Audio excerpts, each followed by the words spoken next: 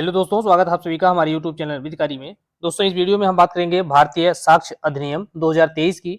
और यह इस सीरीज का चौथा पार्ट है, क्योंकि इसके पहले 3 पार्ट के माध्यम से हमने कुल 150 प्रश्नों को हल किया है। और अभी तक हम इस अधिनियम की धारा 25 तक के प्रावधानों को कवर किया है। तो पिछले प्रश्नों को आप जरूर देखें, क्योंकि उसमें हमने क्रम से धारा 1 से लेकर के आगे बढ़ते हुए और पुरानी जो अधिनियम है उससे भी कंपेयर करते हुए हमने प्रश्नों को सॉल्व किया है। और धारा 25 के अंतर्गत जो भी बातें दी गई हैं, वही बात 1872 का जो पुराना अधिनियम है उसके अंतर्गत धारा 31 के अंतर्गत दी गई है। अर्थात स्वीकृतियां जो है वह स्वीकृत विषयों का निश्चायक सबूत नहीं होती हैं, बल्कि विबंध कर सकती हैं। तो यहाँ तक के प्रश्नों को अभी तक हमने हल किया है। इसके पहले के वीडियो को आप जरूर देखें, क्योंकि यह पूरा एक सीरीज है, कड़ी है, और यह बना रहेगा और क्रम से आप चीजों को समझते जाएंगे। इसके अलावा हमारे चैनल पर आपको भारतीय न्याय संहिता, भारतीय नागरिक सुरक्षा संहिता और पीसीएस एपीओ से संबंधित जितने भी सिलेबस हैं, चाहे वो मेजर एक्ट हो, माइनर एक्ट हो, लोकल एक्ट हो किसी भी स्टेट के, वो सारे के वीडियो एमसीक्यूज के रूप में मिल जाएंगे। आप उसको जरूर देखें और अपनी तैयारी को बेहतर कीजिए। आइए शुरू करते हैं इस अधिनियम के चौथे पार्ट को और देखते हैं यहाँ पर किस प्रकार के नए प्रावधान जोड़े गए हैं या नया कुछ यहाँ पर शामिल किया गया है। तो इसी के क्रम में अगला प्रश्न है कि मृत्युकालिक घोषणा का प्रावधान भारतीय साक्ष्य अधिनियम 2023 की किस धारा के अंतर्गत दिया गया है। तो 2023 के संदर्भ में यह प्रश्न आपसे पूछा जा रहा है, अर्थात नई अधिनियम के अंतर्गत किस धारा में दिया गया है। तो धारा 26 के अंतर्गत देखेंगे तो यहाँ पर मृत्युकालिक घोषणा या मृत्युकालिक कथन के संदर्भ में प्रावधान किया गया है। इसके अंतर्गत अगर आप देखेंगे तो जो पुरानी अधिनियम के अंतर्गत धारा 32 खंड 1 के अंतर्गत दिया गया था, वही सारी बातें यहाँ पर 26A के अंतर्गत दी गई हैं। इसमें एक भी शब्द आपको नया नहीं मिलेगा, सारी बातें वही हैं। और इस अधिनियम के अंतर्गत अगर आप देखेंगे तो लगभग 99% या उससे भी हो सकता है कुछ अधिक जो प्रावधान है शब्दशः वही हैं जो कि पुराने अधिनियम के अंतर्गत थे। बस केवल आपको धाराओं में परिवर्तन दिखेगा। वहां पर धारा 32 के अंतर्गत खंड 1 खंड 2 करके 8 खंड में बांटा गया था, यहाँ पर भी उसी 8 खंड को ABCD करके बांट दिया गया है। बस यही अंतर आपको दिखेगा, बाकी सारी बातें, सारे दृष्टांत सब कुछ वही हैं, कुछ खास परिवर्तन नहीं है। तो मृत्युकालिक कथन के आवश्यक तत्व क्या हैं? तो यहाँ है कि कथन अपनी मृत्यु के बारे में हो। दूसरी बात यह है कि संव्यवहार की उस परिस्थिति में हो जिस परिस्थिति में उसकी मृत्यु हुई है। मृत्यु का होना आवश्यक है। अगर मृत्यु नहीं होती है तो उसका जो कथन है वह धारा 32 के अंतर्गत सुसंगत नहीं होगा और नई अधिनियम के अंतर्गत धारा 26 के अंतर्गत सुसंगत नहीं होगा। और मृत्यु की आशंका की यहाँ पर आवश्यकता नहीं है। जबकि आप अंग्रेजी विधि को अगर देखेंगे तो वहां पर कथन मृत्यु के आशंका में ही किया गया हो, तभी उसको माना जाएगा कि उसका जो कथन है वह मृत्युकालिक कथन है। और मृत्यु भारत के संदर्भ में मृत्यु होना आवश्यक है, तब जो है वह कथन धारा 26 के अंतर्गत जाएगा। अगर मृत्यु नहीं होती है तो इसका तात्पर्य यह नहीं कि उसके कथन का कोई अर्थ नहीं है, तब भी वह उसके कथन का खंडन करने के लिए या संपोषण करने के लिए उस कथन का प्रयोग किया जा सकता है। चौथा है इसमें कि कार्यवाही की प्रकृति किसी भी प्रकार की हो सकती है, वह सिविल हो या आपराधिक कार्यवाही हो, दोनों ही मामलों में यह जो कथन है वह सुसंगत होता है। तो जब पहला खंड पढ़ेंगे धारा 26 का, अर्थात 26A को जब देखेंगे तो ये सारी बातें आपको, ये सारे आवश्यक तत्व तो आपको मृत्युकालिक कथन के मिल जाएंगे। अगला प्रश्न है भारतीय साक्ष्य अधिनियम की धारा 26A, तो 2023 की अधिनियम की बात की जा रही है, तो 26 के अंतर्गत किया गया जो कथन है वह सुसंगत है। तो किस व्यक्ति का कथन सुसंगत होता है? तो जो व्यक्ति मर चुके हैं। यह बात सही है कि जो व्यक्ति मर गए हैं या मिल नहीं सकते हैं तो उनका कथन जो है धारा 26A के अंतर्गत सुसंगत होता है। दूसरा है कि वे व्यक्ति जो साक्ष्य देने के लिए असमर्थ हो गए हैं, अर्थात अब वो साक्ष्य नहीं दे सकते हैं। या तीसरी बात है कि जिनकी न्यायालय में हाजिरी इतने विलंब या व्यय के बिना उपाप्त नहीं की जा सकती है। तो अत्यधिक व्यय या विलंब के बिना उनकी हाजिरी जो है वह संभव नहीं है। तो इन तीनों ही व्यक्तियों के जो कथन है वह उनकी अनुपस्थिति में भी सुसंगत होते हैं धारा 26A के अंतर्गत मृत्युकालिक कथन के रूप में। अगला प्रश्न है मृत्युकालिक कथन को साक्ष्य में ग्राह्य होने के लिए निम्नलिखित में से क्या आवश्यक नहीं है। तो कौन सी बातें हैं जो कि आवश्यक नहीं है मृत्युकालिक कथन को ग्राह्य बनाने के लिए। तो पहला है कि यह कि कथन ऐसा करने वाले की मृत्यु के कारण से संबंधित होना चाहिए। यह बात सही है कि जो कथन किया गया है वह उसकी मृत्यु के कारण से संबंधित हो।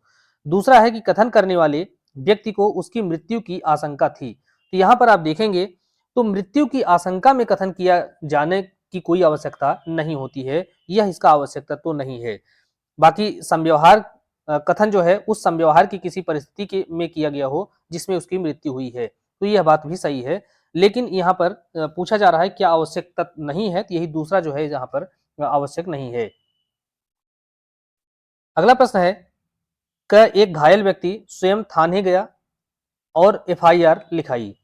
उसके बाद उसकी मृत्यु जो है उन्हीं सूचना की रिपोर्ट में अंकित चोट के कारण हो गई है। तो जो एफआईआर में उसने चोट बताया था कि हमको इस कारण से ये चोट लगी है, एफआईआर लिखाने के बाद उस व्यक्ति की मृत्यु हो जाती है। तो अब उस जो कथन है, जो कथन उसने एफआईआर में किया है, उसका क्या प्रभाव होगा? तो यहाँ पर देखेंगे तो प्रथम सूचना रिपोर्ट की संपुष्टि अन्य साक्ष्य के होने पर ही यह रिपोर्ट ग्राह्य होगी, यह बात सही नहीं है। दूसरा है कि प्रथम सूचना रिपोर्ट स्वयं ही मृत्युकालिक घोषणा है। यह कथन बिल्कुल सही है कि जो एफआईआर उसने लिखाई और एफआईआर में उसने जो अपने आप को घायल होने का, चोट का जो कारण बताया, उन्हीं कारणों के बाद में कारण से उसकी मृत्यु होती है, तो वह एफआईआर जो है उसका मृत्युकालिक कथन मान लिया जाएगा और उसी के आधार पर जो दोषी व्यक्ति है उसको दोष सिद्ध किया जा सकता है। अगला प्रश्न है निम्नलिखित में से कौन अनुश्रुत साक्ष्य के नियम का अपवाद नहीं है? तो अनुश्रुत साक्ष्य से तात्पर्य क्या है कि ये एक व्यक्ति है, यह कोई साक्ष्य दिया यह बी को, या अपना जो कथन है यह बी को बताया और बी जो है यह जाकर के कोर्ट में बताता है अर्थात सी को बताता है। तो यहाँ पर यह जो साक्ष्य है सामान्य तौर पर यह साक्ष्य ग्राह्य नहीं होता या बहुत ही कमजोर प्रकृति का साक्ष्य होता है। सामान्य नियम यही है कि ए अगर कोई साक्ष्य दे रहा है तो यह डायरेक्ट जाकर के कोर्ट को बताए। किसी दूसरे के माध्यम से अगर कोर्ट को कोई बात सुनाई देती है उसको अनुश्रुत साक्ष्य कहा जाता है, सुना सुनाया साक्ष्य कहा जाता है। जबकि अगर ए डायरेक्ट जाकर के सी को बताएगा तो यह साक्ष्य जो है वह प्रत्यक्ष साक्ष्य कहा जाएगा। लेकिन ए बी से कहता है, बी जो है ए की बातों को सुनता है और सुनने के बाद जाकर के सी को बताता है। तो यहाँ पर बी का जो कथन है वह अनुश्रुत साक्ष्य के अंतर्गत आएगा, इसलिए यह ग्राह्य सामान्यतया नहीं होता है। लेकिन इसका अपवाद भी है, जैसे मृत्युकालिक घोषणा। मृत्युकालिक घोषणा के मामले में ए ने बी को बताया और बताने के बाद अब ए की मृत्यु हो गई है।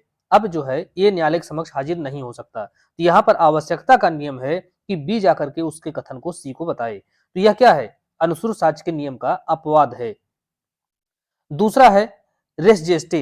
रेस जेस्टे के अंतर्गत भी इसी तरीके की बातें होती हैं कि एक यहाँ पर कोई घटना घटित हुई, घटना घटित होने के बाद एक व्यक्ति उस घटना को सुनता है और सुनने के बाद जाकर के कोर्ट को बताता है। तो यह भी इसी का एक अपवाद है। यहाँ पर भी रेस जेस्टे का जो है सिद्धांत देखते हैं आप, स्वीकार किया जाता है। संस्वीकृति, तो स्वीकृति या संस्वीकृति जो है यह भी रेस जेस्टे का ही रेस जेस्टे नहीं बल्कि अनुश्रुत साक्ष्य का अपवाद है। लेकिन विशेषज्ञ की राय जो है यह इसका अपवाद नहीं है, अर्थात विशेषज्ञ की राय को डायरेक्ट कोर्ट को जाकर के बताना होगा। अगर किसी तीसरे व्यक्ति के माध्यम से कोर्ट को यह बात पता चलती है तो वह अनुश्रुत साक्ष्य होगा और उसको साक्ष्य के रूप में स्वीकार नहीं किया जाएगा। यहाँ पर तीसरा विकल्प सही होगा। अगला प्रश्न है मृत्युकालिक कथन धारा 26 भारतीय साक्ष्य अधिनियम के अंतर्गत सुसंगत है, तथापि वह अनुश्रुत साक्ष्य है। वह अनुश्रुत साक्ष्य है लेकिन फिर भी धारा 26 के अंतर्गत उसको सुसंगित घोषित किया गया है। इसका कारण क्या है? तो कारण इसका देखेंगे कि एक व्यक्ति के द्वारा अपनी मृत्यु के कारण के संबंध में दिए गए कथन को विधि में पवित्र कथन माना गया है। यह बात सही हो सकती है। अगला कथन देखते हैं, यदि व्यक्ति की मृत्यु हो जाती है तो उसके द्वारा अपनी मृत्यु के कारण के बारे में कुछ कहा जाता है तो वह सुसंगत है, क्योंकि मृतक व्यक्ति को न्यायालय के समक्ष साक्ष्य देने के लिए नहीं लाया जा सकता। उसके कथन को अपरिहार्य रूप से स्वीकार करना आवश्यक है। यह जो विकल्प है यह ज्यादा बेहतर है। तो यहाँ पर ये दूसरा जो कथन है यह सही होगा। इसके बाद देखेंगे तीसरा, क्योंकि यह विश्वास किया जाता है कि व्यक्ति उसे बनाने वाले से मिलते समय वह अपने मुंह में झूठ नहीं बोलेगा। यह स्टेटमेंट है, कई विधिशास्त्री हैं उनका स्टेटमेंट है ये, तो इसमें कहा जरूर गया है लेकिन सबसे ज्यादा रिलेवेंट अगर उत्तर इसका देखेंगे दूसरा होगा। और चौथा है कि क्योंकि वह समाज का यह दायित्व है कि वह मृत व्यक्ति को न्याय प्रदान करे। तो ये सब बातें नैतिकता की बातें हैं, लेकिन आप विधिक अगर उस कसौटी पर देखेंगे तो इसका जो दूसरा कथन है यह ज्यादा बेहतर होगा। और आवश्यकता का नियम या अपरिहार्य स्वीकार्यता का नियम यह धारा 26 के अंतर्गत आता है और इसी कारण से एक मृतक व्यक्ति का जो कथन है उसको साक्ष्य के रूप में स्वीकार किया जाता है। अगला प्रश्न है मृत्युकालिक कथन किस मामले में ग्राह्य होता है। तो आप धारा 26A को देखेंगे तो यहां से आपको स्पष्ट हो जाता है। उसकी लास्ट पंक्ति जो है यह बताई गई है कि वह जो कथन है वह ग्राह्य होगा। वहां पर उस कार्यवाही की प्रकृति कैसी हो इससे कोई फर्क नहीं पड़ेगा। तो कार्यवाही की प्रकृति वह सिविल भी हो सकती है और दांडिक भी हो सकती है, अर्थात इन दोनों ही मामलों में मृत्युकालिक कथन जो है वह ग्राह्य होता है। तीसरा है अनुश्रुत साक्ष्य का अपवाद किन धाराओं में वर्णित है। तो अनुश्रुत साक्ष्य क्या होता है, इसके पहले के प्रश्न में आपने समझा कि एक सुना सुनाया साक्ष्य जो है वह ग्राह्य नहीं होता, लेकिन इसका अपवाद बताया गया है। अपवाद आप देखेंगे धारा 26 के अंतर्गत मृत्युकालिक कथन के रूप में, और धारा 27 में भी मृत्युकालिक कथन का ही एक परिवर्तित रूप है कि अगर जो व्यक्ति है एक बार न्यायालय के समक्ष उपस्थित हुआ है, उसने साक्ष्य दिया है, बाद की जो तारीख है उस समय उसको फिर से उपस्थित होना है लेकिन वह हाजिर नहीं होता है, तो ऐसी स्थिति में उसका जो पुराना कथन है उसको साबित किया जा सकता है। तो यहाँ पर और यही प्रावधान आपको धारा 32 और 33 जो 1872 का अर्थात भारतीय साक्ष्य अधिनियम 1872 है उसके अंतर्गत यही बातें थी, जो कि अब 26 और 27 के रूप में परिवर्तित हो गई हैं। तो भारतीय साक्ष्य अधिनियम 2023 की धाराएं 26 और 27 अनुसूचित साक्ष्य नियम का अपवाद हैं। दोनों धाराओं के अंतर्गत उन व्यक्तियों के कथन संबंधी प्रावधान हैं जिन्हें साक्ष्य के रूप में देने के लिए बुलाया नहीं जा सकता है। अगला प्रश्न है आवश्यकता का नियम साक्ष्य के रूप में भारतीय साक्ष्य अधिनियम 2023 की किस धारा में ग्राह्य है। तो आवश्यकता का नियम 2023 के अधिनियम की बात की जा रही है तो धारा 26 के अंतर्गत ग्राह्य है। यह प्रश्न भी कई बार पूछा गया है और किस लिए ग्राह्य है, तो मृत्युकालिक कथन के रूप में ग्राह्य है। और इसलिए ग्राह्य है कि क्योंकि अब एकमात्र यही विकल्प बचा हुआ है कि जो व्यक्ति मृतक के कथन को सुना है वह आकर के न्यायालय में उसके बारे में बताए, क्योंकि मृतक तो अब न्यायालय के समक्ष उपस्थित नहीं हो सकता है। और अगर ऐसा अनुमति तीसरे व्यक्ति को नहीं दी जाती है दूसरे व्यक्ति को कि वह आकर के न्यायालय को बताए, तो जो व्यक्ति मर चुका है उसके साथ न्याय कभी नहीं हो सकता और अपराधी जो है पूरी तरीके से बच जाएंगे। यही प्रावधान 1872 में धारा 32 के अंतर्गत दिया गया था। अगला प्रश्न है मृत्युकालिक घोषणा का प्रारूप। तो क्या मृत्युकालिक घोषणा जो है वह किसी फॉर्मेट पे होनी चाहिए कि इसी फॉर्मेट पे पहले नंबर पर ये बातें लिखी जाए, दूसरे पर ये, तीसरे पर ये, तो या क्या इसका कोई महत्व है। तो इसका महत्व जो है कोई महत्व इसका नहीं है, अर्थात वह तत्वहीन है या महत्वहीन है। मृत्युकालिक घोषणा की कोई किसी प्रारूप की आवश्यकता नहीं होती है। तो मृत्युकालिक कथन जो है यह लिखित में हो सकता है, मौखिक रूप से हो सकता है, या उसका कुछ भाग लिखित हो सकता है, कुछ भाग मौखिक हो सकता है, संकेत के माध्यम से दिया जा सकता है, संप्रेषण के किसी अन्य तरीके से दिया जा सकता है। तो इसका कोई फॉर्मेट नहीं है, इसका कोई सिद्धांत नहीं है कि यह ऐसे ही दिया जाए। तो मृत्युकालिक कथन किसी भी रूप में दिया जा सकता है। मान लीजिए जो मृतक व्यक्ति है या घायल है वह इतनी बुरी तरीके से जख्मी है, जैसा कि आपने निर्भया के केस में देखा था। तो इस मामले में क्या हुआ था कि जो पीड़िता है उसने इशारों के द्वारा बताया कि जो है उसके साथ किस तरीके से घटनाएं घटित हुई और अपराधी ने उसकी क्या पहचान थी। तो इस घटना के संदर्भ में कुछ बातें वह बोलने में असमर्थ है लेकिन उसने मौखिक नहीं बता सकी, तो उसने संकेत के माध्यम से बताया। इसी प्रकार से कोई लिखित रूप में बता देता है या कुछ भाग वह लिखित में बताता है, कुछ भौतिक रूप में, या संप्रेषण के किसी भी तरीके से अगर बताता है तो इस कथन को मृत्युकालिक कथन के रूप में स्वीकार किया जाएगा।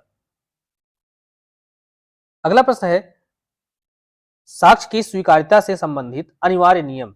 यह भारतीय साक्ष्य अधिनियम की किस धारा के अंतर्गत 2023 की किस धारा के अंतर्गत दिया गया है, धारा 26 के अंतर्गत। अगला प्रश्न है मृत्युकालिक कथन भारतीय साक्ष्य अधिनियम के अंतर्गत सुसंगत होने के लिए किसके सामने किया जाना चाहिए। तो मृत्युकालिक कथन, अब एक तो बात आपने ये देखा कि उसका फॉर्मेट कैसा हो, फॉर्मेट की कोई जो है आवश्यकता नहीं है। दूसरी बात वह किस रूप में हो सकता है, क्या मौखिक हो, लिखित हो, इशारों के द्वारा हो, संप्रेषण के किसी भी माध्यम से हो, तो यह भी हो सकता है।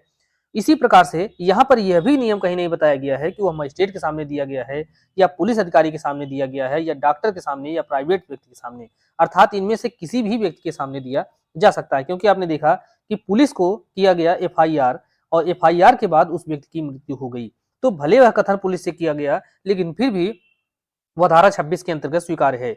लेकिन आपने इसके पहले जब संस्वीकृति का चैप्टर पढ़ रहे थे तो संस्वीकृति के अंतर्गत आपने ये देखा था कि पुलिस से की गई संस्वीकृति सुसंगत नहीं होती है, लेकिन स्वीकृति सुसंगत भले नहीं होती, लेकिन पुलिस से किया गया मृत्युकालिक कथन पूरी तरीके से सुसंगत होता है और ग्राह्य होता है, और वहां पर धारा 23 जो है, इस 2023 के अधिनियम की धारा 23 का जो नियम है वह लागू नहीं होगा। तो यहाँ पर यह इसीलिए मजिस्ट्रेट से, पुलिस अधिकारी से, डॉक्टर से, प्राइवेट व्यक्ति से या किसी से भी जो कि उसके कथन को समझता हो, उससे यह कथन किया जा सकता है। अगला प्रश्न है, निम्नलिखित में से कौन सा केस इसमें मृत्युकालिक घोषणा से संबंधित है? तो मृत्युकालिक कथन से संबंधित इसमें कौन सा केस संबंधित है, ये देखना है आपको। तो यहाँ पर आप देखेंगे क्वीन इम्प्रेस बनाम अब्दुल्ला का केस, यह मामला जो है यह मृत्युकालिक कथन से संबंधित है। यह भी केस बहुत महत्वपूर्ण है, मेंस में आपसे कई बार इसको पूछा गया है, इस पर डायरेक्ट प्रॉब्लम बनाई जाती है, प्री में पूछा जाता है, इसलिए आपको इसको विशेष रूप से ध्यान रखना होगा। तो यहाँ पर क्वीन इम्प्रेस बनाम अब्दुल्ला का मामला क्या था? इसमें इशारे के द्वारा कोई कथन किया गया, घटना के बारे में बताया गया इशारों के माध्यम से, और उस इशारे को ही मृत्युकालिक कथन मान लिया गया। तो यह बात आपको विशेष रूप से ध्यान रखना है। इसी प्रकार से निर्भया का जो केस है, जिसको मुकेश कुमार सिंह बनाम दिल्ली राज्य या केंद्र शासित प्रदेश दिल्ली या राष्ट्रीय राजधानी क्षेत्र दिल्ली के नाम से जाना जाता है, उसको भी आपको ध्यान रखना होगा। तो निर्भया वाले मामले में, या जिसका नाम मुकेश कुमार सिंह बनाम राष्ट्रीय राजधानी क्षेत्र दिल्ली है, इन दोनों ही मामलों में यह कहा गया, इशारों के द्वारा अगर कोई कथन किया जा रहा है, बताया जा रहा है घटना के बारे में, तो उस इशारे को ही मृत्युकालिक कथन माना जाएगा। अब अन्य मामले हैं जो कि बहुत महत्वपूर्ण है और बार बार आपसे पूछे जाते हैं मृत्युकालिक कथन के ऊपर। इसमें से सबसे महत्वपूर्ण केस है खुशाल राव या कौशल राव के नाम से पूछा जाता है बनाम बॉम्बे राज। इस मामले में सर्वोच्च न्यायालय ने कहा कि मृत्युकालिक कथन की पुष्टि किया जाना आवश्यक नहीं, ये बहुत महत्वपूर्ण निर्णय है। और इस मामले में यह कहा गया केवल और केवल मृत्युकालिक कथन के आधार पर किसी व्यक्ति को दोषी किया जा सकता है। तो यहाँ पर मृत्युकालिक कथन की जो साक्षिक मूल्य है, उसके ऊपर यह केस है, और इसी मामले में उसको कहा गया कि किसी भी अन्य मजबूत से मजबूत साक्ष्य के बराबर होता है मृत्युकालिक कथन, इसलिए केवल और केवल इसी के आधार पर किसी व्यक्ति को दोष सिद्ध किया जा सकता है। उसके बाद अब्दुल गनी बनाम एम्परर का केस, नारायण सिंह बनाम बिहार राज्य का मामला, यह सब भी इसी मृत्युकालिक से संबंधित है। इसके बाद आप देखेंगे आगे पाखला नारायण स्वामी बनाम किंग एम्परर 1939 का मामला, लॉर्ड एटकिन जज है इसमें। यह महत्वपूर्ण केस है और यह संस्वीकृति पर भी आधारित है। तो यहाँ पर यह कहा गया कथन ऐसे किसी भी समय किया जा सकता है जब मृत्यु का कोई कारण पैदा न हुआ हो। यहाँ पर यह जो कथन है बहुत महत्वपूर्ण था इसमें, कि जरूरी नहीं है कि जो कथन करने वाला हो उसके मन में आशंका पैदा हो चुकी है कि अब उसकी मृत्यु कारित कर दी जाएगी, बल्कि वह अच्छा भला है, बिल्कुल ठीक है, वह सामान्य तरीके से खड़ा हुआ है, लेकिन उसको अपने ऊपर खतरे की कोई आवश्यकता नहीं है। उसका एक पुराना शत्रु है, आता है और आने के बाद इसको अचानक से गोली मार देता है, उसकी मृत्यु हो जाती है। जब यह खड़ा है और बातें कर रहा है, उसी समय यह कुछ बात कर रहा है, बता रहा है कि एक हमारा व्यक्ति दुश्मन है और उसको हमें जान से खतरा है। इस तरीके की अगर वो बातें कोई करता है, तो उस दौरान अगर उसकी मृत्यु कारित कर दी गई, तो वह जो कथन है मृत्युकालिक कथन होगा, भले उसको अपने मृत्यु से पहले मृत्यु कारित होने की कोई शंका नहीं थी। तो यह महत्वपूर्ण केस है। एम्परर बनाम मोहम्मद शेख का केस, यह भी इसी से संबंधित है। इसके बाद आता है शारदा विरदीचंद या शारदा विरदीचंद शारदा बनाम महाराष्ट्र राज्य। यह भी काफी महत्वपूर्ण केस है और इसमें यह कहा गया कि धारा 32, चूंकि पुराना केस है तो वहां पर आप 1872 के नियम को मानेंगे, तो अधिनियम की धारा 32 या नई की बात करें तो धारा 26 न केवल मानव वधि बल्कि आत्महत्या को भी शामिल करती है। यहाँ पर इस केस को आपको विशेष रूप से ध्यान रखना होगा, बहुत महत्वपूर्ण केस है कि अगर एक व्यक्ति मर गया, मरने के पहले उसने जो भी कथन किया था वह कथन मृत्युकालिक कथन माना जाएगा। तो यहाँ पर यह प्रश्न उठता है कि उसकी मृत्यु क्या हत्या के द्वारा अगर मृत्यु होती है तब उसको हम मृत्युकालिक कथन माने, या उसने आत्महत्या कर लिया, आत्महत्या करने से पहले कोई बात कही तो उसको हम मृत्युकालिक कथन मानेंगे, या दोनों को मानेंगे। तो इस केस में पहली बार यह स्पष्ट किया गया कि यहाँ पर मृत्युकालिक कथन के रूप में उसकी मृत्यु चाहे हत्या या मानववध के द्वारा हो, चाहे आत्महत्या के माध्यम से हो, जहां मुख्य साक्ष्य कथन और मृतक द्वारा लिखे पत्र हों जो सीधे उसकी मृत्यु से संबंधित हों और जो बताई गई कहानी प्रकट करें, तो कथन स्पष्ट रूप से धारा 32 में आएगा और ग्राह्य होगा। समय की दूरी ऐसे कथन को असंगत नहीं बना देगी। इतना महत्वपूर्ण केस है और इसी में आप देखेंगे एक सिद्धांत प्रतिपादित किया गया था, इसलिए आप इस केस को डिटेल से जरूर पढ़ लेंगे। तो शारदा वेदीचंद बनाम महाराष्ट्र राज्य। तो यहाँ पर दो बातें आपको दिखाई देंगी। एक तो कथन जो है के पहले कथन के बाद मृत्यु चाहे वह हत्या, मानववध, आत्महत्या किसी भी तरीके से हो। दूसरी बात, पत्र के माध्यम से अगर कोई व्यक्ति सुसाइड नोट वगैरह लिखा हुआ है, उस नोट को भी मृत्युकालिक कथन के रूप में स्वीकार किया जा सकता है। यह सारी बातें जो है यहाँ पर स्पष्ट की गई हैं शारदा वेदीचंद के केस में। अगला प्रश्न है, किस निर्णय में सर्वोच्च न्यायालय ने परिस्थितिजन्य साक्ष्य के बारे में 5 स्वर्णिम सिद्धांत, जिसे पंचशील कहा जाता है, प्रतिपादित किया था? यही महत्वपूर्ण सिद्धांत है जो कि शारदा या शरद वेदीचंद बनाम महाराष्ट्र राज्य के मामले में प्रतिपादित किया गया था। तो प्रश्न आपसे प्री में पूछा जा चुका है कि परिस्थितिजन्य साक्ष्य के बारे में 5 स्वर्णिम सिद्धांत गोल्डन रूल किस केस में प्रतिपादित किया गया था? तो यह शारदा वेदीचंद का मामला था, इसी केस में प्रतिपादित किया गया था। अगला प्रश्न है, पाकला नारायण स्वामी बनाम किंग एम्परर का केस किससे संबंधित है? तो यहाँ पर आप देखेंगे अमूमन मृत्युकालिक कथन जिस प्रश्न में विकल्प में रहता है वहां पर संस्वीकृति नहीं रहती। हालांकि यह दोनों पर आधारित है, लेकिन जब अगर दोनों रहे तो आपको मृत्युकालिक कथन ही यहाँ पर सही मानना होगा। और कई बार यह भी रहता है कि मृत्युकालिक कथन नहीं रहता, बल्कि पाकला नारायण स्वामी का केस जो है संस्वीकृति से कनेक्ट कराया जाता है। तो संस्वीकृति पे भी आधारित है, क्योंकि इस मामले में आपने देखा था कि संस्वीकृति को परिभाषित किया गया था। तो इसलिए पाकला नारायण स्वामी का जो केस है इस प्रश्न के संदर्भ में मृत्युकालिक कथन से संबंधित है।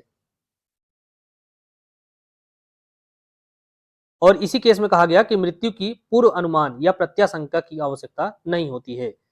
अगला प्रश्न है, मृत्युकालिक कथन यह हो सकता है, किस रूप में हो सकता है? इसके पहले भी आपने देखा, यह मौखिक हो सकता है, लिखित या संप्रेषण के किसी अन्य तरीके से, अर्थात इनमें से किसी भी तरीके से यह किया जा सकता है।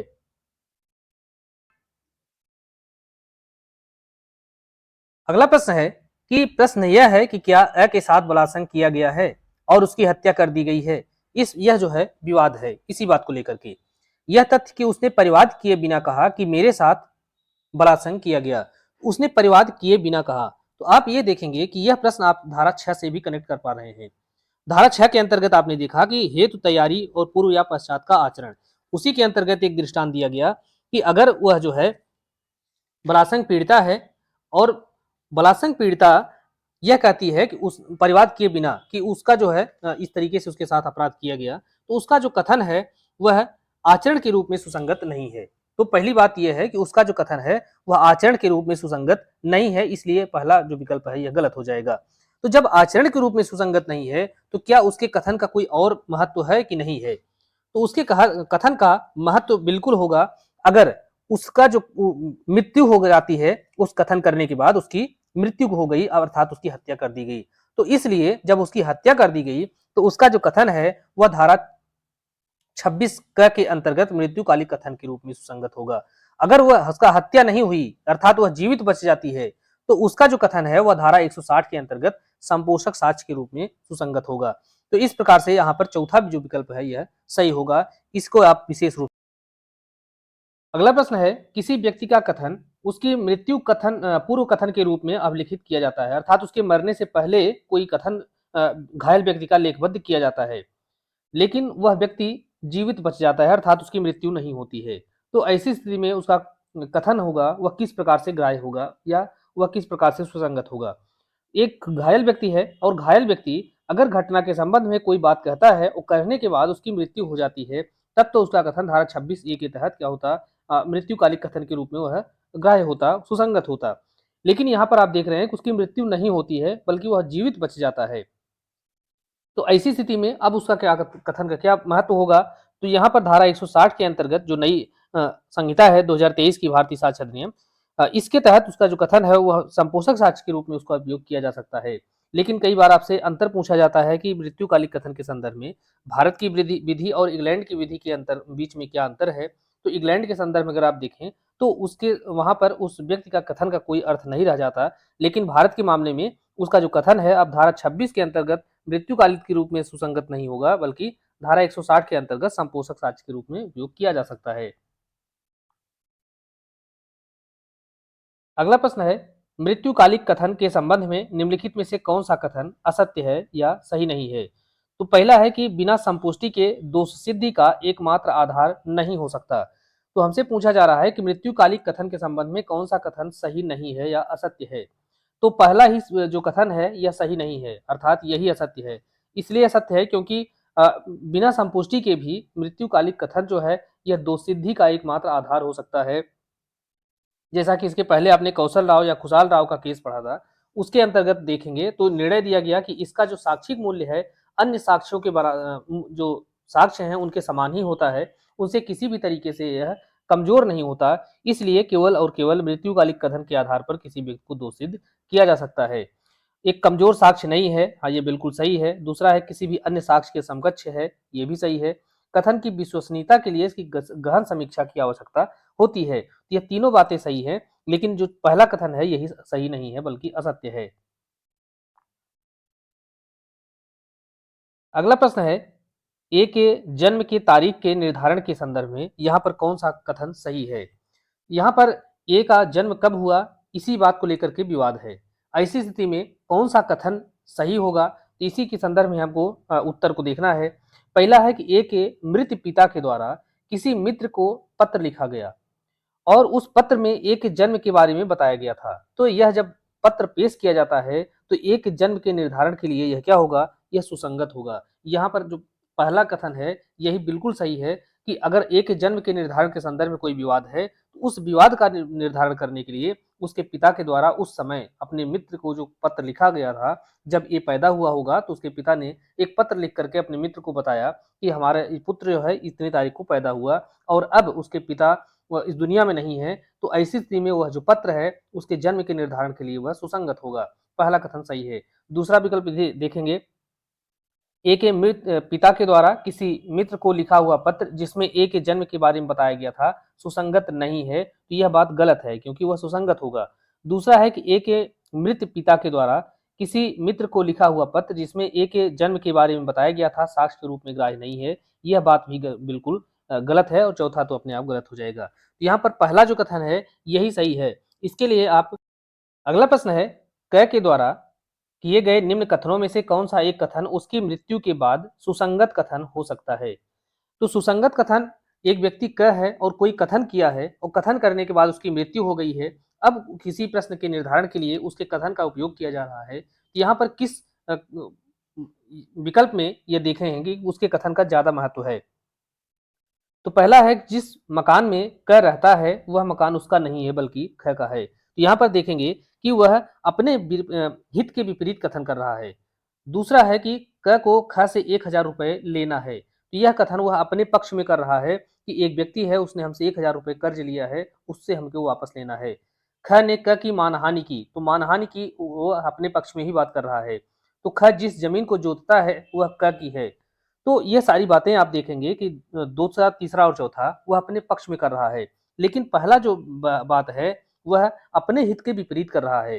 तो इसके लिए आप देखेंगे धारा 26 का जो खंड सी है अर्थात खंड ग है, उसके अंतर्गत कि जबकि एक कथन करने वाला व्यक्ति जो कि अब कथन करने के बाद मर गया और कथन जो है उस व्यक्ति के धन संबंधी या संपत्ति संबंधी हित के विपरीत है, या जबकि यदि वह सत्य है तो उसके कारण उस दांडिक अभियोजन या नुकसान का वाद उसके ऊपर लाया जा सकता था।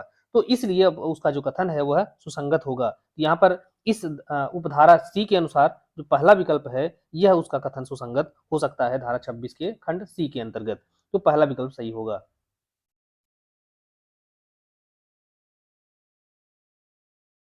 अगला प्रश्न है, दुकान की खिड़की में अभिदर्शित रंगीन उपहासांकन में अभिव्यक्त अपमान लेख के लिए ख के ऊपर क वाद लाता है।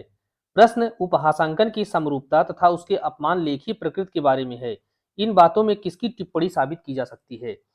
तो यहाँ पर प्रश्न को आप समझेंगे कि दुकान की खिड़की में अभिदर्शित रंगित उपहासांकन अर्थात कोई कार्टून बनाया गया है और उसमें अभिव्यक्त अपमान लेख के लिए ख के ऊपर क वाद लाता है।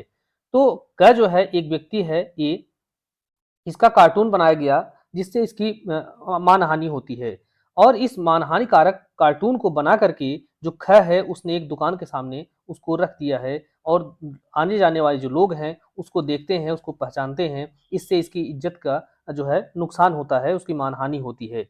ऐसी स्थिति में अब ये जो है या क्या जो है वह ख के ऊपर वाद ले आता है कि आपने हमारा जो है उपहासांकन, हमारा मजाक उड़ाया है, हमारी मानहानि किया है। तो यहाँ पर अब इस फोटो के संदर्भ में, इस कार्टून के संबंध में किसकी टिप्पणी हम साबित करेंगे, कि यह साबित करने के लिए हम किसका जो है सहारा लेंगे कि ऐसे व्यक्ति ने अर्थात ख ने हमारी मानहानि की है। तो यहाँ पर यह जो प्रश्न है, यह धारा 26 का जो उपधारा एच है, लास्ट वाला जो खंड है, इसी पर यह आधारित है। इसमें यह कहा गया कि जबकि वह कथन कई व्यक्तियों के द्वारा किया गया था और प्रश्नगत बात से सुसंगत उसकी भावनाओं या धारणाओं को अभिव्यक्त करता है। तो यहाँ पर अब वह अभिव्यक्त करता है, तो उस अभिव्यक्त करने से तात्पर्य यह है कि उन लोगों के अंदर उसकी मानहानि का जो भाव है वह पैदा हो जाता है, उसके प्रति मजाक पैदा हो जाता है। तो इन बातों पर जो दर्शकों की भीड़ है, तो दर्शकों की भीड़ का जो टिप्पणी है, उन्होंने उस पे क्या अपना रिएक्शन दिया है, उनको साबित किया जा सकता है। तो तीसरा विकल्प सही होगा धारा 26 एच के अनुसार। अब यह जो प्रश्न है, यह थोड़ा सा अलग है। अमूमन इसको बहुत बार परीक्षाओं में पूछा नहीं गया है, लेकिन अगर पूछ लिया गया तो यह फिर एक कंफ्यूजन पैदा कर देगा और समझ नहीं आएगा कि हम इसको 32 से कैसे कोरिलेट करें, क्योंकि वहां पर 32 में मृत्युकालिक कथन की बात की गई है। तो 32 के अंतर्गत केवल मृत्युकालिक कथन की बात नहीं की गई है, बल्कि ऐसे भी व्यक्तियों की बात की गई है जिनका कथन जो सुसंगत तो है, लेकिन उनको आसानी से बुलाया नहीं जा सकता है, या मामले का जो युक्त खर्च है उससे अधिक खर्च लग जाएगा उनको बुलाने के लिए। तो इसलिए जो है ऐसे दर्शकों की जो भीड़ का रिएक्शन है, उसको यहाँ पर साबित किया जा सकता है। तीसरा विकल्प इसमें सही होगा। तो धारा 26 जय या एच के अनुसार जबकि वह कथन कई व्यक्तियों के द्वारा किया गया था और प्रश्नगत बात से सुसंगत उनकी भावनाओं या धारणाओं को अभिव्यक्त करता है। तो बहुत सारे व्यक्ति जो भी उस दुकान पर आए, उन्होंने अपनी भावनाएं व्यक्त की, उन भावनाओं को जो है यहाँ पर साबित किया जा सकता है। अगला प्रश्न है, भारतीय साक्ष्य अधिनियम का निम्न में से कौन सा प्रावधान यह अनुमति देता है कि किसी कार्यवाही में लेखबद्ध साक्ष्य को पश्चातवर्ती कार्यवाही में सुसंगत समझा जाए। तो धारा 26 के अंतर्गत अभी आपने देखा मृत्युकालिक कथन। मृत्युकालिक कथन में यह था कि एक व्यक्ति कथन किया और कथन करने के बाद मर गया, उसका जो है साक्ष्य पश्चातवर्ती उसका जो कथन है वह साबित किया जाता है न्यायालय में। लेकिन एक व्यक्ति एक कार्यवाही के समक्ष प्रस्तुत हुआ है, उसने कोई स्टेटमेंट न्यायालय को दिया, अब बाद में इसकी मृत्यु हो जाती है।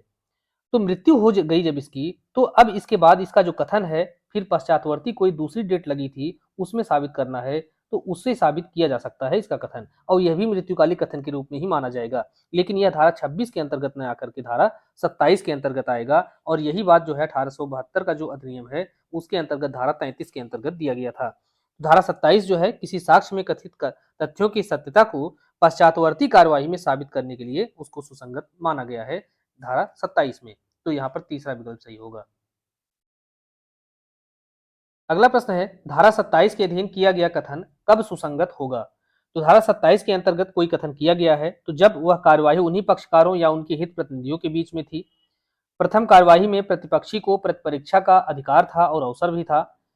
विवादक प्रश्न प्रथम कार्यवाही में सारतः वही थे जो दूसरी कार्यवाही में, अर्थात इन सभी परिस्थितियों में जो है धारा 27 के अधीन जो पूर्ववर्ती जो कथन था उसको पश्चातवर्ती कार्यवाही में साबित किया जा सकेगा।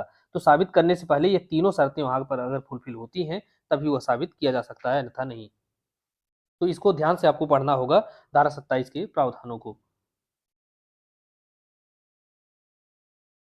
अगला प्रश्न है, लेखा पुस्तकों की प्रविष्टियां भारतीय साक्ष्य अधिनियम 2023 की किस धारा में सुसंगत हैं। तो लेखा पुस्तकों की प्रविष्टियों के बारे में आप देखेंगे यह धारा 28 के अंतर्गत सुसंगत होती हैं। और एक बात और बता दें कि यह सारी जो प्रोविजन है, इसमें सब कुछ वही प्रावधान है जो कि अभी तक आप पढ़ते आए हैं 1872 के अधिनियम में। इसमें कुछ बदला नहीं हुआ है, जो कुछ बातें जहां परिवर्तित होंगी उसको हम आपको बताते रहेंगे, लेकिन अभी तक शब्दशः सारी बातें वही हैं, इसमें कुछ परिवर्तन नहीं हुआ है। तो धारा 28 के अंतर्गत वही प्रावधान है जो कि धारा 34 में 1872 का, अर्थात जो पुराने एविडेंस एक्ट था, उसकी जो है जो प्रावधान धारा 34 में था वही नए अधिनियम के अंतर्गत धारा 28 के अंतर्गत दिया गया है। अगला प्रश्न है, कौन सा निर्णय लेखा पुस्तकों की प्रविष्टियों की सुसंगतता से संबंधित है। यह प्रश्न आपसे कई बार पूछा गया है। तो एल के आडवाणी बनाम सीबीआई का मामला जो है, अगर यह पूछा जाए तो आपकी किस धारा से संबंधित है, तो नए अधिनियम के संदर्भ पूछा जाए धारा 28 से संबंधित है, पुराने अधिनियम के बारे में पूछा जाए धारा 34 से संबंधित है। और उसमें प्रावधान क्या है, तो लेखा पुस्तकों की प्रविष्टियों से संबंधित। तो केस कौन सा है? एल के आडवाणी बनाम सीबीआई का मामला है। अगला प्रश्न है, अ ने ब पर 1,000 रुपए का वाद दायर किया और उसको अपनी लेखांकन डायरी में ब को इस रकम का ऋणी या कर्जदार दर्शित किया है। तो इस तरह की जो प्रविष्टि है उसने जो अपनी डायरी में इस बात को लिखबद्ध किया हुआ है वह सुसंगत होगा या नहीं होगा, इसी को आपको बताना है। तो यह जो है धारा 28 से संबंधित प्रश्न है। 28 के अंतर्गत लेखा पुस्तकों की प्रविष्टियों की सुसंगतता के बारे में प्रावधान किया गया है और यह जो प्रश्न है यह आपका धारा 28 के अंतर्गत एक दृष्टांत दिया गया है, उसी दृष्टांत पर आधारित है। तो यहाँ पर यह बताया गया कि यहाँ एक अ ने ब के ऊपर मुकदमा किया हुआ है और 1,000 रुपए की वसूली के लिए, और एविडेंस के रूप में यह दिखाता है, अपनी डायरी को पेश करता है, दिखाता है कि देखिए इन्होंने हमसे ये पैसे लिए थे और इसको हमने अपने डायरी में उस समय नोट भी किया था। तो यह प्रविष्टि जो है वह सुसंगत तो है, लेकिन इसी के साथ-साथ यहाँ पर आगे बताया गया है कि ऋण को साबित करने के लिए अन्य साक्ष्य के बिना पर्याप्त नहीं है। यह जो उसने अपनी लेखा बही पेश किया है, लेखांकन डायरी पेश किया है, उसको वह तो सुसंगत है, लेकिन इसको अन्य साक्ष्यों से ही संपुष्ट किया जाना आवश्यक होगा। यह बात इसके अंतर्गत बताई गई है। अगला प्रश्न है, कर्तव्य पालन में लोक सेवक के द्वारा की गई लोक अभिलेख या इलेक्ट्रॉनिक अभिलेख की प्रविष्टियों की सुसंगति संबंधित प्रावधान यह किस धारा के अंतर्गत दिया गया है? एविडेंस एक्ट के अंतर्गत। तो कर्तव्य पालन में अगर कोई लोक सेवक है, उसने लोक अभिलेख में या पब्लिक डॉक्यूमेंट के अंतर्गत कोई बात लेखबद्ध किया है तो वह सुसंगत होगा।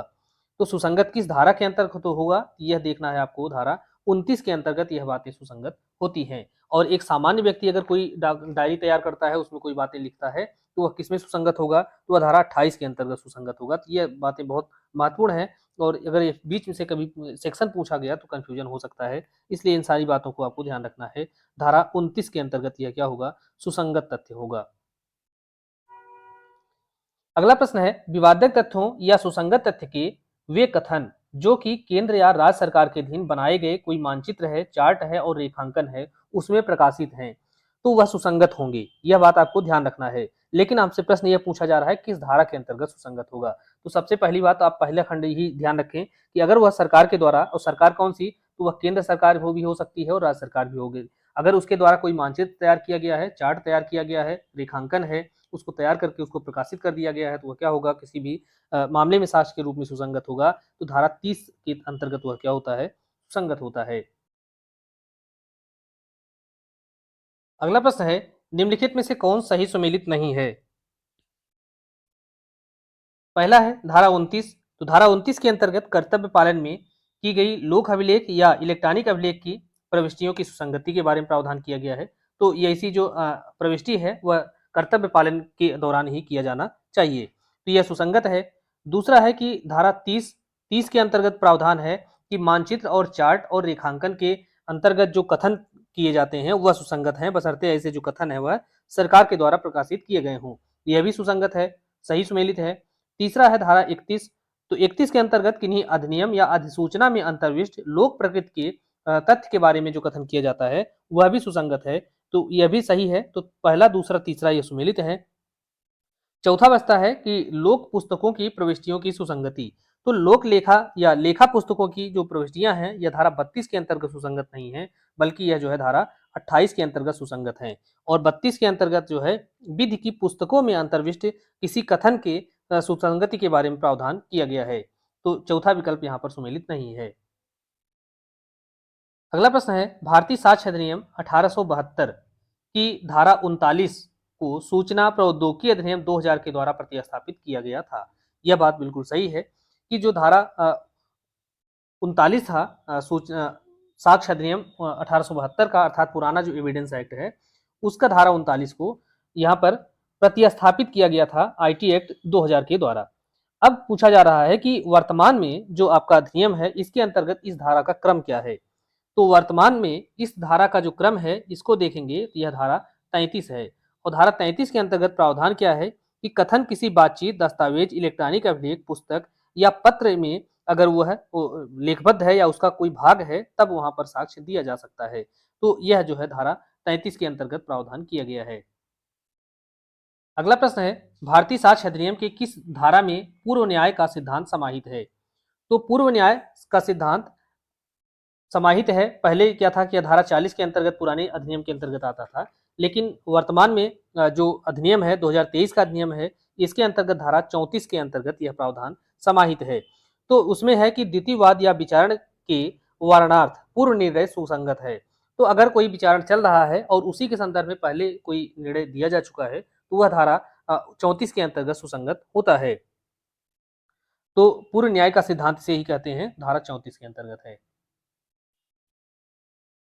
अगला प्रश्न है, भारतीय साक्ष्य अधिनियम की धारा 35 में किस अधिकारिता का उल्लेख नहीं किया गया है? तो किस अधिकारिता का उल्लेख धारा 35 के अंतर्गत नहीं किया गया है? तो इसमें देखेंगे तो प्रोबेट विषयक, विवाह विषयक, नवाधिकरण विषयक या दिवाला विषयक, इस 4 शब्दों का यहाँ पर प्रयोग किया गया है। तो प्रोबेट का प्रयोग किया गया है, नवाधिकरण का किया गया है, दिवाला का किया गया है, लेकिन राजस्व विषयक अधिकारिता का यहाँ पर कोई भी उल्लेख नहीं किया गया है धारा 35 के अंतर्गत।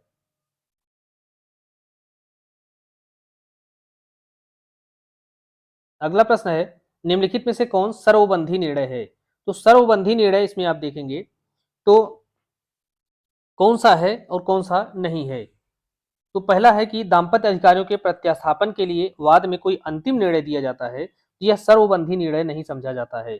अपमान लेख में, विवाह विच्छेद में और संविदा भंग में, तो संविदा भंग भी व्यक्तिगत किस्म का निर्णय होता है, यह सर्वबंधी नहीं होता है। अपमान लेख भी यह व्यक्तिगत किस्म का निर्णय होता है, लेकिन विवाह विच्छेद के संदर्भ में अर्थात विवाह विषयक अधिकारिता के अधीन अगर कोई निर्णय दिया गया तो यह क्या होता है? सर्वबंधी निर्णय होता है, यह व्यक्तिबंधी नहीं होता है।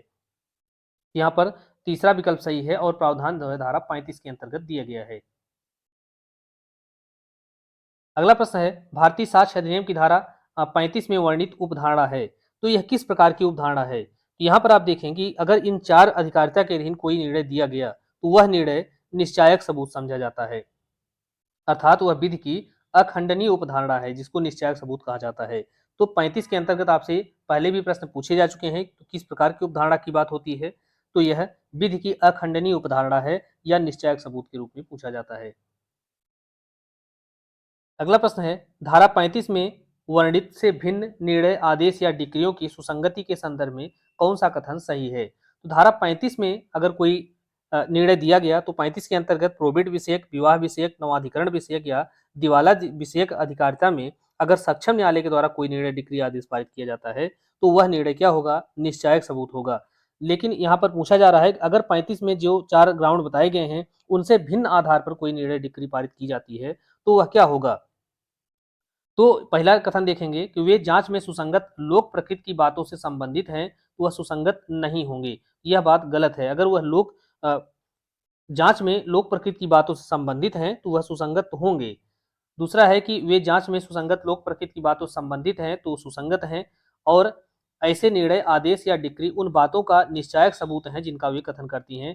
दूसरा कथन भी सही नहीं है, क्योंकि धारा 36 को जब आप देखेंगे तो 36 को देखने से ये इसका सही उत्तर मिलता है कि यदि वे जांच में लोक प्रकृति की बातों से संबंधित हैं तो सुसंगत हैं, लेकिन वे वे निर्णय, ऐसे आदेश या डिक्री उन बातों का निश्चायक सबूत नहीं है जिनका वह कथन करती हैं। तो यहाँ पर तीसरा जो कथन है यही सही है, प्रावधान जो है धारा 36 के अंतर्गत दिया गया है। तो ध्यान रहे धारा 35, 36, 37 ये बहुत महत्वपूर्ण है और यहाँ से खूब प्रश्न पूछे जाते हैं, प्रॉब्लम खूब पूछे जाते हैं और ये कंफ्यूज भी बहुत करते हैं, तो इसलिए आपको ये ध्यान रखना होगा। अगला प्रश्न है, क अपनी भूमि पर अतिचार के लिए ख के ऊपर वाद लाता है और ख जो है उस भूमि पर मार्ग के लोक अधिकार के अस्तित्व को उसका कथन करता है या उसका दावा करता है, और उस कथन से क जो है वह इनकार करता है। तो यहाँ पर क के द्वारा ग के विरुद्ध उसी भूमि पर अतिचार के लिए वाद में, जिसमें ग ने उसी मार्ग का अस्तित्व अभिकथित किया था, प्रतिवाद के रूप पक्ष में डिक्री का अस्तित्व क्या होगा, क्या वह सुसंगत होगा या नहीं होगा? इसका तात्पर्य यह है कि एक भूमि है, वह भूमि जो है क की है, क अपनी भूमि पर अतिचार करने के लिए ख के ऊपर मुकदमा करता है। क ने यह कहा कि यह हमारी भूमि है और इस भूमि पर ख ने अतिचार किया है। ख कहता है कि यह इनकी भूमि नहीं है बल्कि यह लोक मार्ग है या कोई रास्ता है जो सबके उपयोग के लिए है। क इस बात से इनकार करता है, वह कहता है कि यह लोक मार्ग नहीं है बल्कि यह हमारी भूमि है। तो ऐसी स्थिति में क उसको अपनी भूमि साबित करने के लिए एक डिक्री पेश करता है। डिक्री यह पेश करता है कि देखिए इसी भूमि के मामले में हमने ग के विरुद्ध मुकदमा किया था और न्यायालय ने यह कहा कि यह भूमि जो है हमारी है और इस पब्लिक जो वे है या लोक मार्ग नहीं है। तो अब जो यह डिक्री प्रस्तुत किया था, तो वह डिक्री क्या होगा? क्या वह सुसंगत है या नहीं है? इसी बात को आपसे पूछा जा रहा है। तो आपको ध्यान रखना चाहिए, यही जो प्रश्न है धारा 36 पर आधारित है। तो अगर वह इस प्रकार से डिक्री पेश किया कि देखिए साहब यह डिक्री पारित की गई थी, पहले ग ने जो हमारी भूमि पर जो है दावा किया कि यह रास्ता है, तो अब उस डिक्री का अस्तित्व क्या होगा? सुसंगत होगा या नहीं होगा? तो डिक्री जो है वह सुसंगत तो होगी, लेकिन इस बात का निश्चायक सबूत नहीं है कि मार्ग का जो अधिकार है वह अस्तित्व में है। यही बात यहाँ पर सही होगी। धारा 36 पर यह प्रश्न आधारित है। इसके पहले के आप विकल्पों को देख लें कि सुसंगत है किंतु विबंध के रूप में लागू नहीं होगा, यह बात गलत है। दूसरा है विसंगत है, तो विसंगत तो होगी ही नहीं क्योंकि वह सुसंगत है।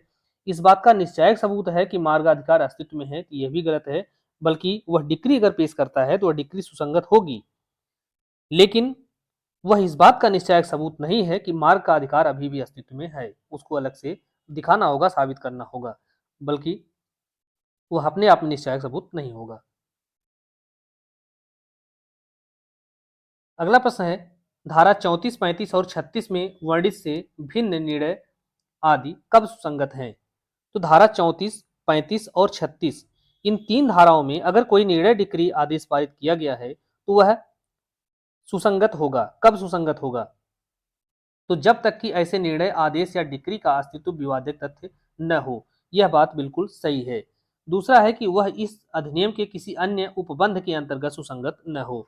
तो यहाँ पर यह बात भी सही है, अर्थात यह दोनों जो कथन है, दोनों कथन सुसंगत होंगे। प्रावधान जो है धारा 37 के अंतर्गत दिया गया है। तो अगला प्रश्न है ब का अभियोजन अ इसलिए करता है क्योंकि ब ने अ की गाय चुराई है। अब इस मामले में ब को दोष सिद्ध किया गया क्योंकि उसने अ की गाय चुराई थी। उसके बाद उस गाय के लिए जिसे ब ने दोषित होने के पहले स को बेच दिया था, अब स के ऊपर भी मुकदमा कर दिया। उदाहरण दूसरे माध्यम समझें, ये एक व्यक्ति है, इसने बी के ऊपर मुकदमा किया कि बी ने इसकी क्या किया है? गाय चुराया है।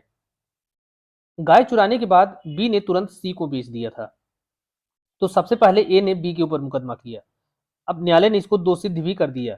उसके बाद बी ने सी को गाय को बेच दिया था, तो ए जाकर के सी के ऊपर भी मुकदमा कर दिया। आगे देखेंगे, स पर वाद लाया। अ तथा स के मध्य चल रहे वाद में ब की दोष सिद्ध के निर्णय की महत्ता क्या होगी? तो अ जो है सी के ऊपर भी मुकदमा कर दिया और सी के ऊपर मुकदमा करने के बाद वह साक्ष्य के रूप में वह दोषसिद्धि का जो डिक्री पारित की गई थी उसको यहाँ पर पेश करता है कि देखिए साहब ये भी दोषी है क्योंकि इसने उस चोरी की गाय जो है हमारी खरीदी थी, इसलिए इसको भी दोष सिद्ध करें। तो यहाँ पर यह जो दोषित पूर्व दोष सिद्धि का साक्ष्य दे रहा है बी के विरुद्ध जो दोष सिद्धि हुई थी उसको सी के विरुद्ध अगर पेश किया जाता है यह सुसंगत नहीं होगा, अर्थात विसंगत होगा। तब तक विसंगत होगा जब तक कि वह जो डिक्री पारित की गई थी वह डिक्री अपने आप में खुद विवादित न हो। यही बात कही जा रही है धारा 37 के अंतर्गत और यह जो प्रश्न है धारा 37 पर आधारित है, उसी के दृष्टांत पर आधारित है। तो इसलिए और ए और सी के बीच में यह जो डिक्री है जो बी वाली वह सुसंगत नहीं होगी, अर्थात क्या होगी? विसंगत होगी। अगला प्रश्न है कौन यह दर्शित कर सकेगा कि धारा 34, 35 या 36 के अधीन सुसंगत कोई निर्णय आदेश या डिक्री जो प्रतिपक्षी के द्वारा साबित की जा चुकी है, ऐसे न्यायालय के द्वारा दी गई थी जो उसको देने के लिए अक्षम है, या उस निर्णय डिक्री आदेश को कपट के द्वारा या दुसंधि के द्वारा प्राप्त की गई थी। तो यह जो है आपसे महत्वपूर्ण प्रश्न है, यह धारा 38 पर आधारित है। 38 में यह प्रश्न यहाँ से यह प्रश्न पूछा जाता है कि अगर धारा 34 के अधीन पूर्व दोष सिद्धि का मामला, प्रोबेट विषयक, विवाह विषयक, नवाधिकरण, दिवाला विषयक अधिकारिता के अधीन कोई निर्णय दिया गया है, या धारा 36 के अधीन कोई निर्णय दिया गया है, तो यह सब क्या है? यह पश्चातवर्ती कार्रवाई में सुसंगत होते हैं। लेकिन अगर यह साबित कर दिया जाए कि ऐसी जो निर्णय डिक्री आदेश है उसको किसी अक्षम न्यायालय के द्वारा पारित किया गया था, या उस निर्णय को कपट के द्वारा या दुसंध के द्वारा पारित कराया गया था, तो ऐसा जो पूर्व दोष सिद्धि है वो सुसंगत नहीं होगी। तो यहाँ पर आपसे प्रश्न पूछा जा रहा है, इसको साबित कौन करेगा कि ऐसी निर्णय जो है वह इस तरीके से प्रभावित थी? तो केवल अभियोजन अधिकारी, तो अभी केवल अभियोजन अधिकारी अमूमन आप यह पहला शब्द देखेंगे तो यह रेयर ही होता है कि केवल एक ही व्यक्ति को या इस तरीके से प्रश्न किसी व्यक्ति को अधिकार हो, ये इसी प्रश्न में नहीं, किसी भी कहीं भी अगर विकल्प में पहले केवल लगा हुआ है तो उस पर आप पूरी तरीके से विश्वास नहीं करेंगे जब तक कि पूरा स्पष्ट रूप से नहीं जानते, तो उसको आप गलत ही मानेंगे। दूसरा है कि कोई भी व्यक्ति जिसे इस बात की जानकारी हो, यह बात सही है। दूसरा है वाद का कोई पक्षकार, अर्थात कोई भी व्यक्ति जिसे इस बात की जानकारी है या कोई पक्षकार है और उसको पता है कि यह पूर्व जो निर्णय है वह फेयर नहीं था, बल्कि उसको न्यायालय ने कपट के माध्यम से या दुसंध के द्वारा उसको पारित कर दिया है, या न्यायालय वह निर्णय देने के लिए सक्षम ही नहीं था, तो ऐसी स्थिति में धारा 38 के प्रावधान लागू हो जाएंगे। अगला प्रश्न है, विशेषज्ञ की राय से संबंधित प्रावधान कहां पर दिया गया है? तो विशेषज्ञ की राय या तीसरे पक्षकार की राय या अन्य व्यक्ति की राय के बारे में जो प्रावधान है, यह दिया गया है धारा 39 से लेकर के धारा 45 के बीच में। अगला प्रश्न है, विशेषज्ञ की राय भारतीय साक्ष्य अधिनियम 2023 की किस धारा के अंतर्गत सुसंगत है? तो विशेषज्ञ की राय यहाँ पर धारा 39 के अंतर्गत सुसंगत होती है, तो दूसरा कथन है आपका सही होगा। अब आपसे यह पूछा जाता है कि विशेषज्ञ की राय जो है किन विषयों पर सुसंगत है, तो आप देखेंगे विदेशी विधि, अब इसमें आपको एक अंतर दिखाई देगा जो कि पुरानी अधिनियम और नए अधिनियम के अंतर्गत आपको थोड़ा सा फर्क लगेगा। तो विदेशी विधि हो गई, विज्ञान है, कला है। अब कला के बाद जो आपका एक नया शब्द जोड़ा गया है, अन्य विधि, अन्य विधि नहीं बल्कि अन्य क्षेत्र की कोई बात है। यह जो है यह पुराने अधिनियम के अंतर्गत नहीं था। विदेशी विधि, विज्ञान, कला, हस्तलेख, अंगुली चिन्ह, तो यह जो है इन ग्राउंड पर, इन विषयों पर विशेषज्ञ की राय अगर दी जाती है तो सुसंगत होती है। अन्य क्षेत्र की शब्द की जो बात है, इसको नया जोड़ा गया है, यह पुराने अधिनियम के अंतर्गत नहीं था, यह बात आपको विशेष रूप से ध्यान रखना है। तो विदेशी विधि, विज्ञान, कला, हस्तलेख, अंगुली चिन्ह, अन्य क्षेत्र की बात, इन्हीं के संदर्भ में अगर विशेषज्ञों की राय दी जाती है तो वे राय जो है वह सुसंगत होती है, धारा 39 के अंतर्गत सुसंगत होती है।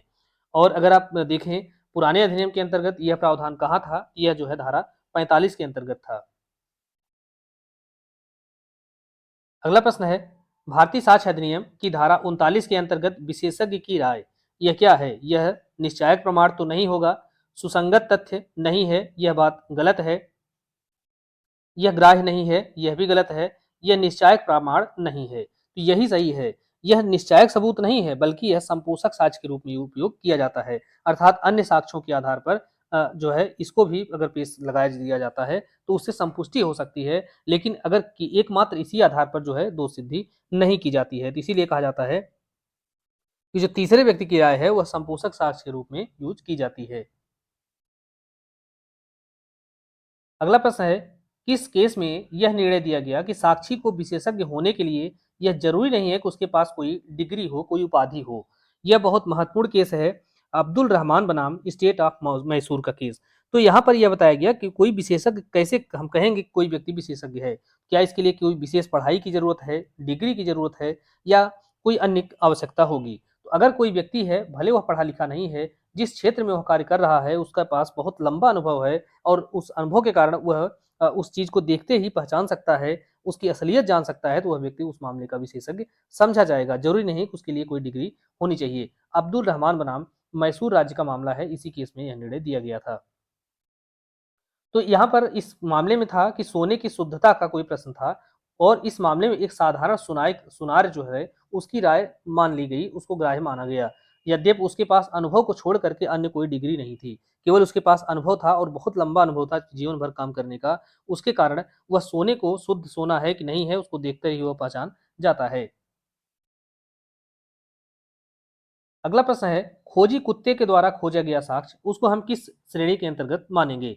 तो खोजी कुत्ता है एक, उसके द्वारा अगर कोई साक्ष्य खोजा जाता है तो उसको मौखिक साक्ष्य नहीं समझेंगे, दस्तावेजी भी नहीं समझेंगे, सुना सुनाया भी नहीं समझेंगे, बल्कि उसको क्या कहेंगे, वैज्ञानिक साक्ष्य के अंतर्गत उसको माना जाता है। और अब्दुल रज्जाक बनाम महाराष्ट्र का मामला है, यह बहुत महत्वपूर्ण केस है और इसमें जो है निर्णय दिया गया कि कुत्ते के द्वारा खोजा गया साक्ष्य यह वैज्ञानिक श्रेणी के अंतर्गत साक्ष्य समझा जाएगा। अगला प्रश्न है, निम्नलिखित में से किस विषय पर विशेषज्ञ की राय सुसंगत नहीं है? तो विशेषज्ञ की राय आप देखेंगे धारा 39 को, यहाँ पर आपको मिलेगा विदेशी विधि, विज्ञान, अंगुली चिन्ह इस पर सुसंगत है, लेकिन भारतीय विधि पर विशेषज्ञ की राय लेने की जरूरत नहीं है, क्योंकि यहाँ पर न्यायालय क्या करेगा, मान लेता है, उपधारणा कर लेता है, या कह सकते हैं कि न्यायिक रूप से अवेक्षणीय तथ्य है, इसको साबित करने की आवश्यकता नहीं होती है, चाहे वो विशेषज्ञ की राय के माध्यम से या किसी अन्य माध्यम से इसको साबित करने की जरूरत नहीं होती है, यह न्यायिक रूप से अवेक्षा की जाती है। अब देखेंगे कौन कौन सी तथ्य हैं जिन पर जो विशेषज्ञ की राय है वो सुसंगत होंगे। तो पहला है विदेशी विधि, विज्ञान, कला, अन्य क्षेत्र की कोई बात, जिसको 2023 के अधिनियम के अंतर्गत नया इसको जोड़ा गया है। हस्तलेख, अंगुली चिन्ह, यह इतने ग्राउंड हैं, इतने विषय हैं जिन पर विशेषज्ञ की राय मांगी जाती है। तो इनके संदर्भ में अगर वह राय दी जाती है तो सुसंगत है, और इस क्षेत्र में विशेषज्ञ कुशल व्यक्ति ही विशेषज्ञ कहे जाते हैं। तो विशेषज्ञ की राय जो है इसका क्या साक्षिक मूल्य है, यह समर्थनकारी और पुष्टकारक प्रकृति की है। तो यह जो है सही है, सुसंगत है लेकिन असुरक्षित है, यह बात भी सही है। एक निर्णायक सबूत है, यह बात गलत है, बल्कि यह क्या है, सुसंगत है, समर्थनकारी है और पुष्टिकारक है। तो बेहतर जो उसका उत्तर होगा यह चौथा विकल्प होगा, यह समर्थनकारी है, सुसंगत है, लेकिन संपोषण की इसकी आवश्यकता होती है, अन्य साक्ष्यों से पुष्टि किया जाना आवश्यक है। तो यह जो है चौथा, चूंकि यहाँ मेंस भी बहुत सारे प्रश्न पूछे जाते हैं, क्योंकि जो विशेषज्ञ है उसके बारे में यह आशंका लगाई जा सकती है कि वह भी एक व्यक्ति है, वह लालच से या अन्य बुराइयों से भी प्रभावित हो सकता है, इसलिए अन्य साक्ष्य से पुष्टि किया जाना आवश्यक होगा। अगला प्रश्न है, भारतीय साक्ष्य अधिनियम 2023 की किस धारा में तीसरे पक्षकार की राय सुसंगत है? तो तीसरे पक्षकार से तात्पर्य कौन है? एक विशेषज्ञ जिसे कहते हैं, धारा 39 के अंतर्गत उसकी जो राय है वह सुसंगत होती है। अगला प्रश्न है, भारतीय साक्ष्य अधिनियम 2023 की किस धारा के अधीन इलेक्ट्रॉनिक साक्ष्य के परीक्षक की राय सुसंगत होती है? तो इलेक्ट्रॉनिक साक्ष्य के परीक्षक की राय यह सुसंगत होती है। पहले क्या था कि पुराने अधिनियम के अंतर्गत धारा 45A के अंतर्गत यह जो है सुसंगत होता था, लेकिन वर्तमान में जो धारा 39 है, जो विशेषज्ञ की राय है, इसके अंतर्गत दो खंड बना दिया गया है, और दूसरे खंड के अंतर्गत यह जो प्रावधान था पुराना वाला, इसको ला करके रख दिया गया है। इसलिए धारा 39 खंड 2 के अंतर्गत इलेक्ट्रॉनिक साक्ष्य के परीक्षक की राय सुसंगत होती है। तो आपको यह विशेष रूप से ध्यान रखना होगा, क्योंकि इसमें आप देखेंगे बहुत जगहों पर जो ABCD करके जो प्रावधान दिए गए थे, अब उनको पूरी धारा बना दी गई है, या उनको किसी अन्य धारा के साथ उनको शामिल कर दिया गया है, दूसरा तीसरा खंड इस तरीके से बना करके। यहाँ पर यही जो है दूसरा विकल्प सही होगा। अगला प्रश्न है, भारतीय साक्ष्य अधिनियम की किस धारा में DNA टेस्ट साक्ष्य के रूप में ग्राह्य होगा? तो DNA टेस्ट जो है यह किस धारा के अंतर्गत जो है ग्राह्य होता है? तो DNA टेस्ट में होता क्या है, तो एक व्यक्ति है जो विशेषज्ञ है किसी मामले को, और विशेषज्ञ ये आप देख रहे हैं कि अ, विज्ञान के विशेषज्ञ की राय, तो उंगली चिन्ह या DNA टेस्ट जो है वो किस में आता है, विज्ञान के रूप में आता है। तो वह 39 के अंतर्गत दिया गया है कि यहाँ पर हस्तलेख है, विज्ञान है, कला है, अंगुली चिन्ह है, ये सारी बातें तो विज्ञान के अंतर्गत यह आएगा, और धारा 39 के अंतर्गत जो है DNA टेस्ट साक्ष्य के रूप में ग्राह्य होगा। तो इस प्रकार से यहाँ पर हमने 200 प्रश्नों को हल किया है, और चौथा पार्ट आपका कंप्लीट हुआ है। अब इसी तरीके से आपको नेक्स्ट वीडियो भी मिलते रहेंगे, और आप चैनल को सब्सक्राइब कीजिए, और सारे पार्ट देखने के लिए इसके अलावा भारतीय न्याय संहिता है, नागरिक सुरक्षा संहिता है, इन सब के सभी कंप्लीट वीडियो हमारे चैनल में उपलब्ध हैं। उनको भी प्राप्त करने के लिए आप चैनल को ज्वाइन कर लीजिए, इसको सब्सक्राइब जरूर कीजिए, और लोगों को भी शेयर कीजिए। मिलते हैं नेक्स्ट वीडियो में, धन्यवाद।